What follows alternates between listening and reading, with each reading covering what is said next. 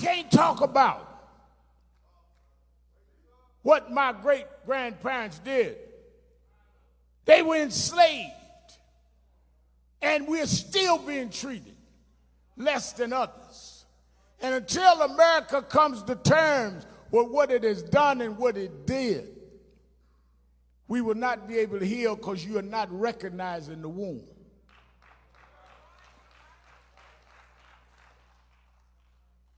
Floyd could have been anybody.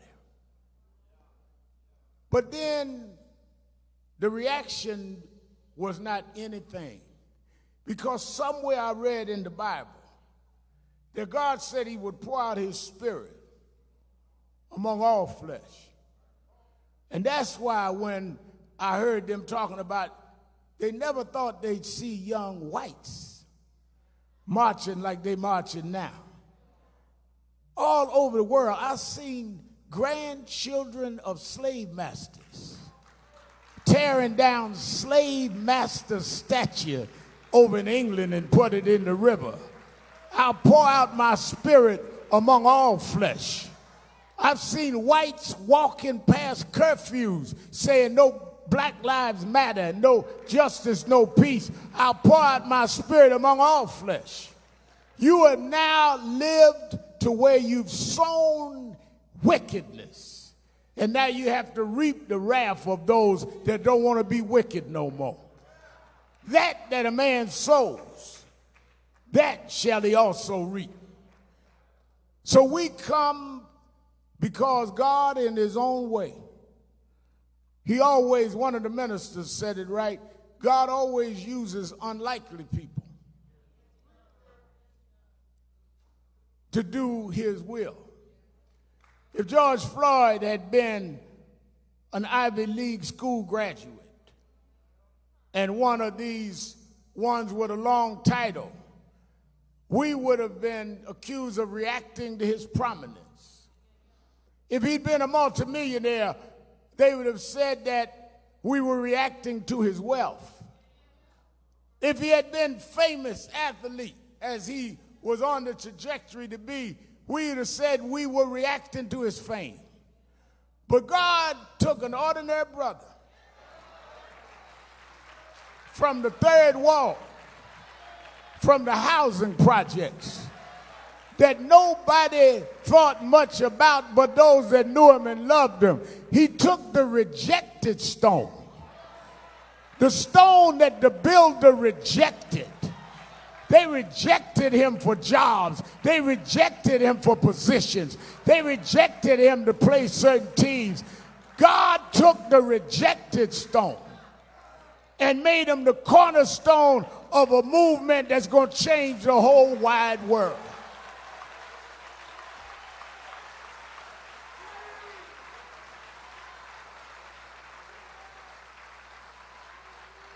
I'm glad he wasn't one of these polished bourgeois brothers, because we'd have still thought we was of no value. But George was just George. And now you have to understand, if you father any one of us, it's of value to all of us.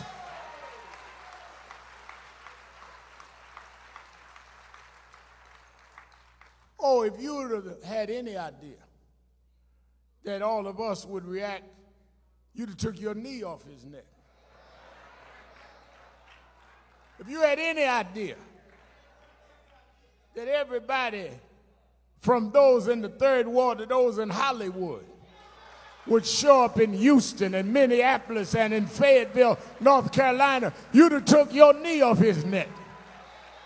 If you had any idea that preachers, white and black, was going to line up in a pandemic when we told to stay inside, and we come out and march in the streets at the risk of our health, you'd have took your knee off his neck, because you thought his neck didn't mean nothing.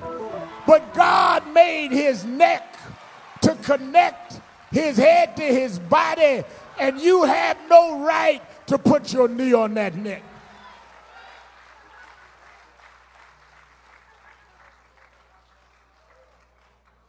Genesis 2 said that God formed man. And Jamie, they say he breathed breath, the breath of life, to make him a live human being, which means that breath comes from God. Breath is how God gives you life. Breath is not some coincidental kind of thing that happens. Breath is a divine decision that God made. Some babies are born stillborn. God decides to blow breath in them. Breath is sanctified. Breath is sacred. You don't have the right to take God's breath out of anybody. You can't put breath in their body. But you don't look at it that way because of your wickedness. Principalities, darkness. You're sitting now trying to figure out how you're going to stop the protest rather than how you're going to stop the brutality. You're calling your cabinet in trying to figure out how it's going to affect your vote rather than how it's going to affect our lives. You're scheming on how you can spin the story rather than you can achieve justice, wickedness in high places.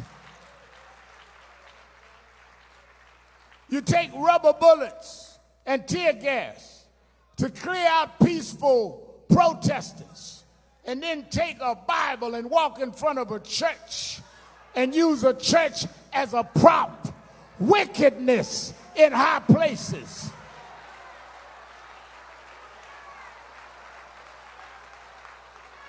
You ain't been walking across that street when the church didn't have the boards up. You wasn't holding up no Bible when Aubrey was killed in Brunswick, when Taylor was killed in Louisville. Wickedness in high places. But God got some people that'll stand up.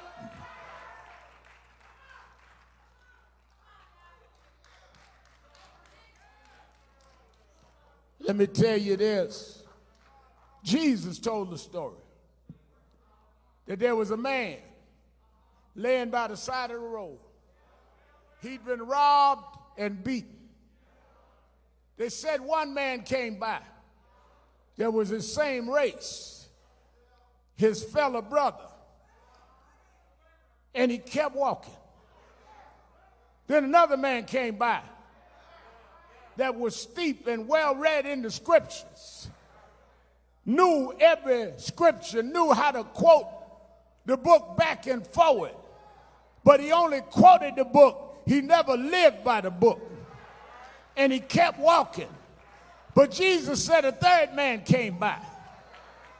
And he stopped and looked at the man. He wasn't the same race, wasn't the same religion, but he picked the man up. And he took care of restoring the man to his rightful being. And Jesus called him the Good Samaritan. The problem is too many of you been walking by the Eric Gardners, been walking by the Trayvon Martins, been walking by the Aubreys, been walking by, and now we stopped for George Floyd. And I'm in Houston today because I don't want nobody to call me a passerby. Jamie here because he's not a passerby. All of you are here because we're not passerbys. And we're going to be back in Minneapolis when the trials start. Because you may pack the police union on one side, but the righteous is going to be on the other side of that courtroom.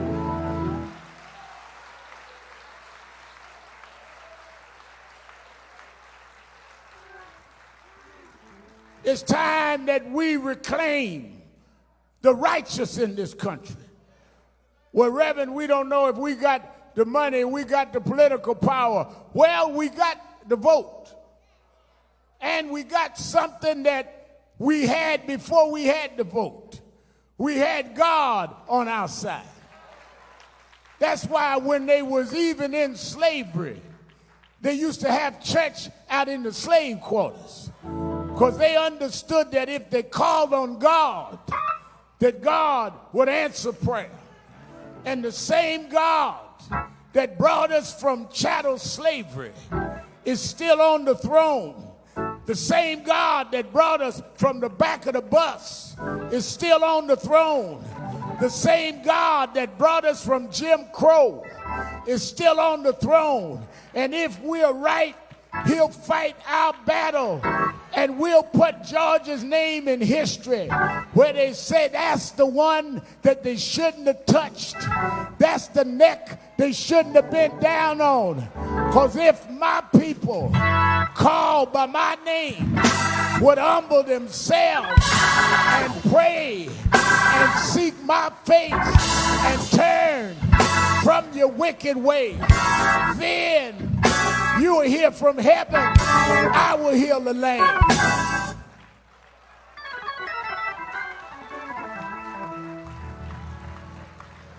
I want to say, we have said we're going to keep marching. We're going to keep protesting. August 28th, we're going to Washington by the tens of thousands. We're going to have a national march on the anniversary of I Have a Dream. Floyd family and the other families going to lead it. But I want to say this before I leave to the Floyd family. Don't ever forget in your darkest hour that be not dismayed. Whatever betide, God will take care of you. I'm in Wright's church. I can preach a little bit. Beneath his wing of love abide, God will take care of you. I was like Floyd. I grew up with daddy gone. Mama had to make it with welfare checks. I used to go and shop with the food stamps. A lot of folks say that, but the way I know, Phalonis, if you've been on food stamps, is I ask you what color was your food stamps. Because if you don't know the different colors, you just fronting. But I used to slip the little gray slip so my friends wouldn't know I was on food stamps.